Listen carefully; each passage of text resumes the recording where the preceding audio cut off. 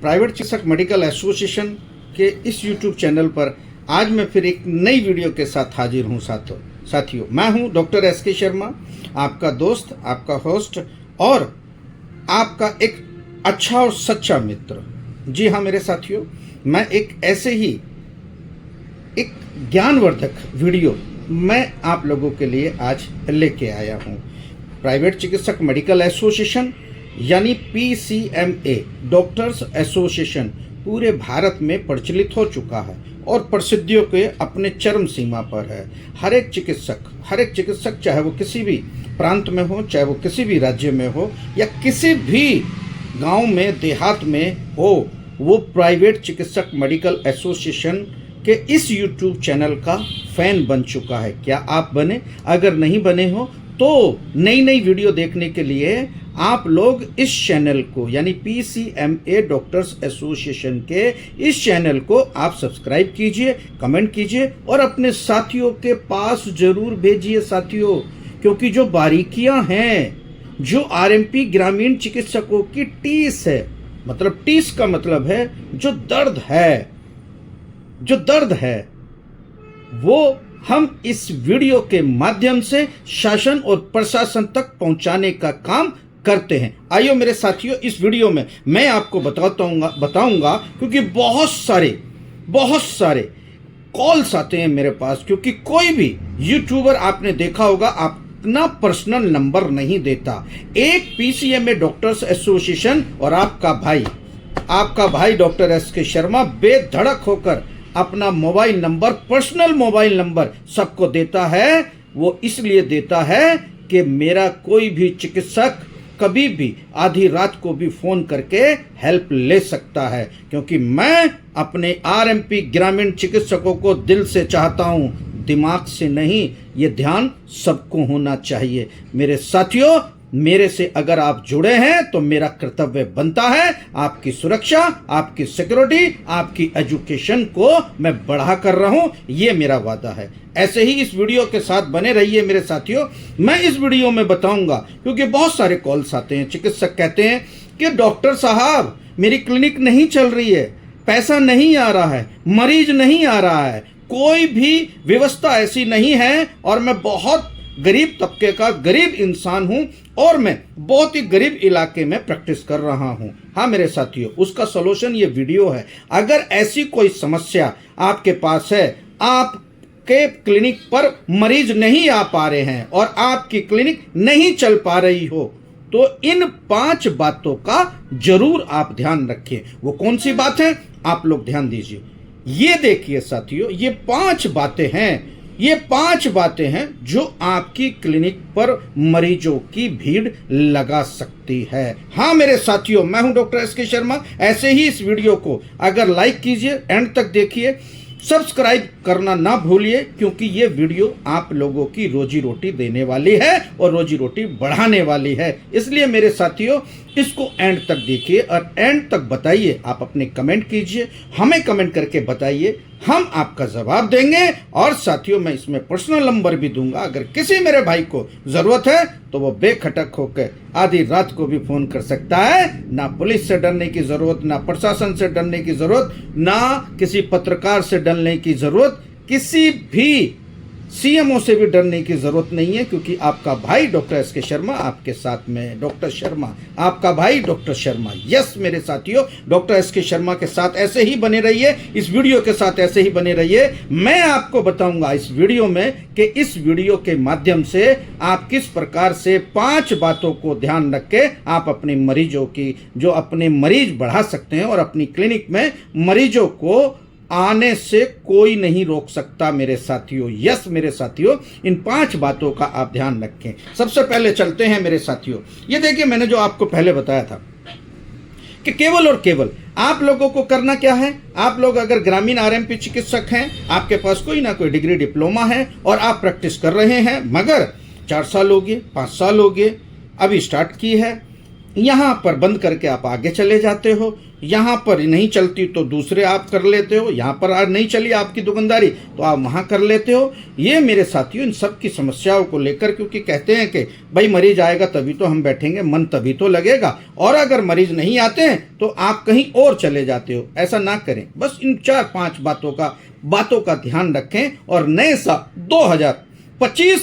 2025 में मैं आपको वादा कर रहा हूं कि आपकी दुकान पर भीड़ लगी रहेगी मरीजों की। यस मेरे साथियों, क्या व्यवस्था करनी है, इन 5 बातों पर ध्यान रखें। ये देखिए 5 बातें आपको ध्यान रखनी है। ये 5 बातें आपकी दुकान को चलाएंगी, आपके क्लिनिक को चलाएंगी, आपके क्लिनिक पर मरीज को बुलाएंगी।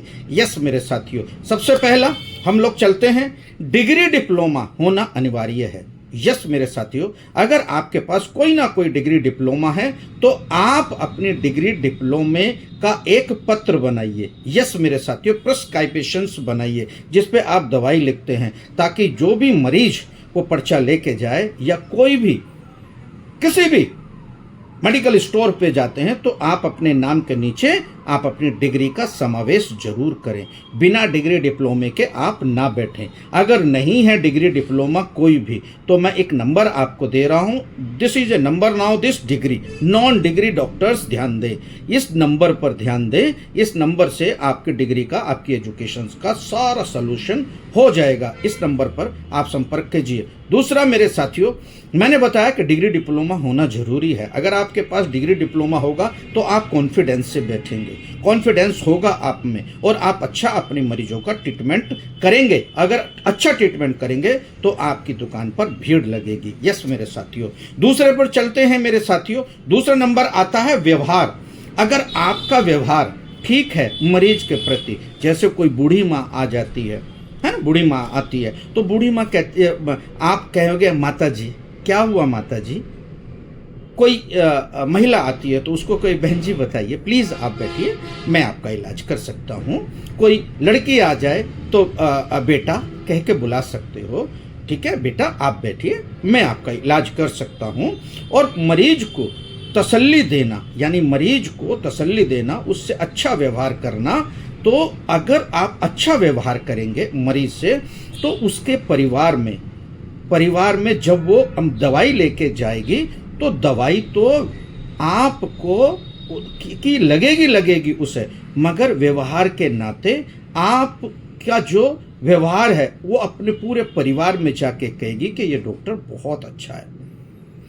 ठीक है, तो और भी मरीज इस माध्यम से आपके क्लिनिक में आएंगे और आपकी कमाई बढ़ेगी और आपके मरीज बढ़ेंगे। यस मेरे साथियों, तीसरे नंबर पर चलते हैं हम, व्यवस्था। आप अपनी क्लिनिक में क्या व्यवस्था करें ऐसी जो मरीज आ जाए। यस मेरे साथियों, सबसे पहले व्यवस्था कीजिए आप बैठने की। यस मेरे साथियों, बैठने की व्यवस्था आप पे बढ़िया होनी चाहिए। आप मरीज को बैठा कहाँ रहे हैं। ओके, एक दूसरा ये होता है कि मरीज को तुरंत एक पानी की व्यवस्था जरूर कीजिए। यस मेरे साथियों, क्योंकि पानी अगर वो आप दे देंगे तो उसे तसल्ली हो जाएगी और आपके व्यवहार में और आपके प्रति वो जुड़ जाएगा मरीज, यानी कि आपके दिल से दिल जुड़ जाएंगे। आपको पानी की पूछना चाहिए और व्यवस्था ऐसी होनी चाहिए, बैठने की व्यवस्था, पानी की व्यवस्था। और फिर मेरे साथियों, अगर गर्मी है तो एसी लगा के रखिए या पंखा चला के रखिए, उसको हवा बहुत ज़रूरी है, यानी कि बैठते ही उसको तसल्ली होनी चाहिए। यानी टेबल फैन अगर होना चाहिए तो बहुत अच्छा है। अगर इन्वर्टर की ज़रूरत, अगर लाइट नहीं है तो इन्वर्टर की व्यवस्था कीजिए, ठीक है, कि ताकि जो है ना मरीज परेशान ना हो भीड़ में बैठे हुए या फिर बैठे हुए इंतजार। सबसे बढ़िया ये है कि आप अपनी व्यवस्था में, यानी कि मरीजों को कभी भी इंतजार ना करवाएं, तुरंत उसका इलाज करें, तुरंत उसको दवाई दें, अच्छे से व्यवहार करें और उसको तुरंत जो है ना पानी की व्यवस्था करें, चाय की व्यवस्था करें अगर पॉसिबल हो, नहीं तो पंखा और एसी की व्यवस्था करें। दूसरा मेरे साथियों, इस व्यवस्था में एक और तरीका है, ये तरीका है कि अगर किसी को शुगर की ज़रूरत है तो आप अपने पास शुगर की मशीन जरूर रखिए जांचने के लिए। आप उसको शुगर को आराम से जांच सकते हो और शुगर जांचने के लिए आप उससे पैसा ले सकते हो अगर आपने अच्छी व्यवस्था की बैठने की, ठीक है, अच्छा व्यवहार आपका हुआ और अच्छा पानी की व्यवस्था की, अच्छे पंखे की, एसी की व्यवस्था की है, तो वो शुगर भी जचवाने के लिए, जांच कराने के लिए वो पेशेंट भी तैयार होगा। इससे आपकी कमाई बढ़ेगी, आपके मरीज बढ़ेंगे और वो जाके कहेगी कि हाँ बहुत अच्छा डॉक्टर है, ये इस पर ही हमें जाना चाहिए। मेरे साथियों, अगले टॉपिक पर चलते हैं, ज्ञान। अगर आपको ज्ञान है, किसी भी ज्ञान की बात करते हैं, अगर मेडिकल ज्ञान है, अगर कोई बुखार का मरीज आपके पास आ जाता है और बुखार का मरीज देखने के बाद आप उसको कैसे पहचानेंगे तुरंत, यानी कि immediately now this treatment this disease. अगर आप किसी भी प्रकार की डिजीज यानी कि मरीज को देख रहे हैं तो किस प्रकार से पहचानेंगे, ये आप में ज्ञान होना चाहिए मेरे साथियों। जैसे बुखार का कोई मरीज है, बुखार दिखाने के लिए तो कौन सा है, वायरल है तो वायरल की दवाई लिखिए, डेंगू है तो डेंगू की लिखिए, टाइफाइड है तो टाइफाइड की लिखिए। मगर आपको इतना ज्ञान होना चाहिए कि फर्स्ट एड में, यानी कि देखते ही आपको 3 दिन की दवाई, 2 दिन की दवाई आप फर्स्ट एड में दे सकते हो। अगर बुखार नहीं उतरा तो आपको इतना ज्ञान होना चाहिए कि आप मेडिकल जांच, जो खून की जांच होती है, वो लिख के दे, कौन कौन सी करानी है, उसमें आ जाएगा कि कौन सा बुखार है, उसका जो ट्रीटमेंट है वो दे दो। तुरंत आते हुए ही आप बड़ी बड़ी जांचें मत लिखो, यस, बड़ी बड़ी जांचें मत लिखो, पहले उसे तसल्ली दीजिए। हो सकता है कि 2 दिन में उसका बुखार उतर जाए, अगर ना उतरे तो आप हैवी एंटीबायोटिक पे जाइए और आगे की प्रक्रिया पूरी कीजिए। खून की जांच हुई, बहुत सारी जांचें होती हैं, आप उन्हें करवाइए। चलते हैं साथियों चौथे ज्ञान पर, कि आपको जो 5वां ज्ञान है, मैंने पहले बताया डिग्री डिप्लोमा आपके पास होना चाहिए, व्यवहार आपका बहुत अच्छा होना चाहिए मरीज के प्रति, और व्यवस्था क्या क्या होनी चाहिए मैंने आपको बता दी मेरे साथियों, कि ये व्यवस्था क्लिनिक में होनी चाहिए। मेडिकल से रिलेटेड जो 5वां ज्ञान है मेरे साथ, जो ज्ञान है, व्यवस्था होनी चाहिए। फिर एक ज्ञान जो आता है, जो आपके एक्सपीरियंस कहते हैं, कि आपको बीमारी के पहचानने की नॉलेज आपको होनी चाहिए। अगर अच्छी नॉलेज आपके पास है, वो अच्छी नॉलेज कहाँ से आएगी मेरे साथियों, हमारी बहुत सारी वीडियो हमारे चैनल पर हैं, आप उसे देखकर अच्छा ज्ञान प्राप्त कर सकते हो। कौन सी बीमारी कब काम में आती है, या कौन सी दवाई किस काम में आती है, कैसे आप लोग अपने मरीज को बढ़ा सकते हैं। मेरी इस वीडियो को ज़्यादा से ज़्यादा शेयर कीजिए और ज़्यादा से ज़्यादा लोगों तक पहुँचाइए, ताकि वो चिकित्सक जो बेचारे परेशान हैं, उनके यहाँ पर भी ये व्यवस्था हो जाए और वो अच्छा आसानी से अपने मरीज को बढ़ा सके। आइए साथियों चलते हैं 5वें टॉपिक पे। मेरा 5वां टॉपिक बहुत महत्वपूर्ण है। महत्वपूर्ण इसीलिए है क्योंकि वो आप, अगर आपने फॉलो कर ली मेरी ये बात, तो आप बहुत अच्छी तरीके से आप अपने मरीजों को बढ़ा सकते हैं। और डॉक्टर SK शर्मा आप लोगों को ये बता के रहेगा कि डिग्री डिप्लोमा, व्यवहार, व्यवस्था, ज्ञान, और एक लास्ट जो है वो है मेडिकल सुविधाएं। यस मेरे साथियों, मेडिकल सुविधाएं क्या होनी चाहिए। आप एक क्लिनिक अगर आपको चलाना है तो मेडिकल सुविधाएं क्या होनी चाहिए। मेडिकल सुविधाओं में सबसे पहले आता है बैठने की व्यवस्था, ओके, फिर आता है पानी की व्यवस्था, ठीक है, फिर आता है वातावरण, यानी कि पंखे की या AC की व्यवस्था। फिर आता है मेरे साथियों, आप मरीज को इंजेक्शन लगाने के लिए लिटा कहाँ रहे हो, वो ऐसी पर्दे के पीछे ना हो, आप उस पर पार्टीशन लगाइए। और पार्टीशन पारदर्शिता नहीं होने चाहिए, पार्टीशन में एक मतलब एक काला शीशा लगा हुआ होना चाहिए, ताकि वहाँ पर लेडीज़ें, माताएं बहनें अपना इंजेक्शन आराम से लगा सकें, उन्हें हेजिटेशन ना हो। एक सुविधा रहनी चाहिए आपके पास ऑक्सीमीटर की। जो ऑक्सीमीटर होता है, वो ऑक्सीमीटर जो होता है वो लगाने के लिए होता है। ऑक्सीपल्स जो होती है वो ऑक्सीमीटर जो है ना, ऑक्सीजन नापने का होता है, आप लगाइए। मरीज को ऐसा लगना चाहिए कि मेरी जांच हो रही है और तभी ये ट्रीटमेंट दे रहा है, ठीक है। उसके बाद आता है अगर बुखार है तो थर्मामीटर से आप उसके मुंह में थर्मामीटर रखिए। मुंह में अगर नहीं लेना चाहते हैं कोई भी थर्मामीटर, तो आप बगल में आप लोग ले सकते हैं, या बगल में भी नहीं है तो आप ऑटोमेटिकली, चाइनीज़ आ रहे हैं, ऑटोमेटिकली दूर से आप लोग फीवर को जांच सकते हैं। वो भी व्यवस्था आपके पास होनी चाहिए। एक व्यवस्था होनी चाहिए बीपी नापने की। हर मरीज का बीपी नापना जरूरी है। वो क्यों जरूरी है? एक तो आपको उसकी जो है ना पूरा ज्ञान हो जाएगा और आपको पता चल जाएगा कि बीपी का मरीज है या नहीं है। एक दूसरा ये है कि मरीज को तसल्ली हो जाएगी कि हाँ भाई मेरा बीपी नापा है। ठीक है, तो वो बीपी का ज्ञान अपने प्रिस्क्राइब पे लिखिए कि ये इस दिन आया था ये मरीज, उस दिन ये मरीज जो है ना इस बीपी को इतना था, शुगर इतनी थी। तो शुगर की भी जांचने की मशीन आपके पास रखिए।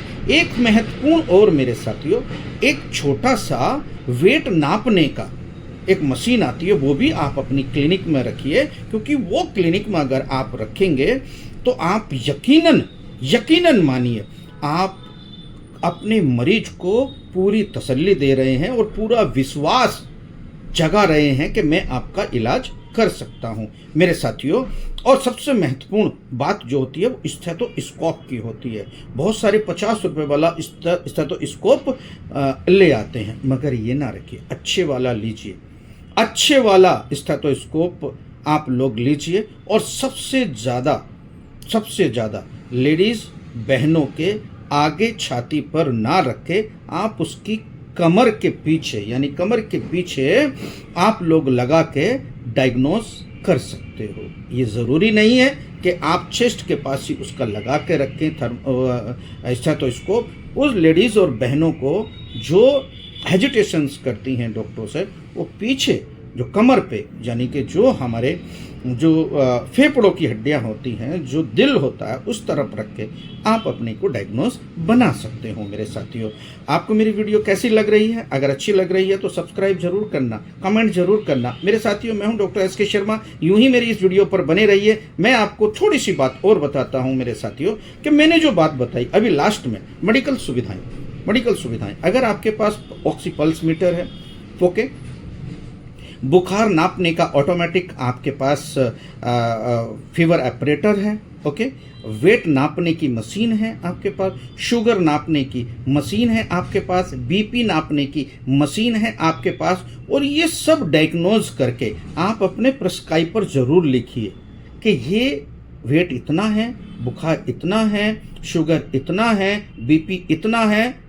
ठीक है, अगर आपने ये चीज़ एक मरीज की जांच दे आते ही, ये देखिए साथियों, मैं एक बहुत बड़ी बात बता रहा हूं, किसी ने नहीं बताई होगी। अगर आपने ये 5 चीजों की जो मैंने बताई हैं, इसका नियम आपने फॉलो कर लिया और जो लास्ट में मेडिकल जो सुविधाएं हैं उसको आपने फॉलो कर लिया और वो आपने पर्चे पर लिख लिया, तो मरीज आधा सर्टिफाइड हो जाएगा आपसे। यस मेरे साथियों, सर्टिफिकेशंस यानी कि मरीज को तसल्ली देना सबसे बड़ी कला है। अगर आप अपने मरीज को तसल्ली दे रहे हो कि मैं आपको ठीक कर दूंगा, तो वो पूरे खानदान को आपको दिखाएगा। अगर सपोज दैट रोज आप यकीन कीजिए आपके पास अगर इस तरह से 10 या 20 मरीज या 30 मरीज या 25 मरीज रोज आते हैं, तो आप यकीन मानिए उसके तिगुना आएंगे, यानी 75 मरीज रोज आप देख सकते हो मेरे इस नियम और कायदे से। यस मेरे साथियों, अगर मेरी इस वीडियो को अच्छी लगी है, आपके डॉक्टर एस के शर्मा द्वारा जो आपको ज्ञान प्राप्त हुआ है आज, अगर ये वीडियो अच्छी लगी है तो आप मेरी एक बात मानिए, मेरी इस वीडियो को ज़्यादा से ज़्यादा कमेंट कीजिए और ज़्यादा से ज़्यादा उन चिकित्सकों को भी पहुंचाइए और मेरा इस चैनल को सब्सक्राइब कीजिए, ताकि आपकी रोजी रोटी पर कोई आंच ना आए और आपकी रोजी रोटी और आपके मरीज मजबूत हो जाए और आपके मरीज दुकान में आने लगे, आपकी क्लिनिक में आने लगे, आपका क्लिनिक भरा हुआ होगा। मेरे साथियों, अगर आपने ये 5 चीज़ें जो लास्ट में मैंने बताई है, मरीजों की जांच करनी, मरीजों की जो जांच करनी है वो कैसे करनी है, स्टेथोस्कोप से जांचना है, पुरुष के आगे, महिलाओं के कमर के पास, यानी कि चेस्ट पे पुरुष के, और जो कमर है उस पर जो है ना आपको रखना है लेडीज और माताएं बहनों के।